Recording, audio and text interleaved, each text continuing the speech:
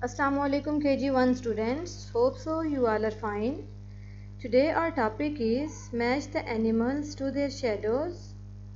So KG1 students, we are going to match the animals to their shadows. So first of all of you take your pencil and complete this task with me. Okay students, let's start. The first animal is dog.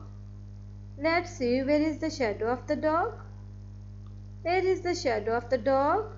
Now we will match the dog with its shadow like this. The next animal is horsefish.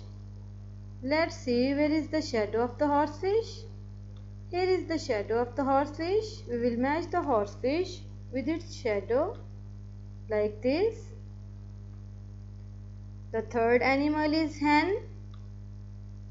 Let's see where is the shadow of the hen. Here is the shadow of the hen. So we will match the hen with its shadow like this. The last animal is rabbit. Let's see where is the shadow of the rabbit. Here is the shadow of the rabbit. Now we will match the rabbit with its shadow like this.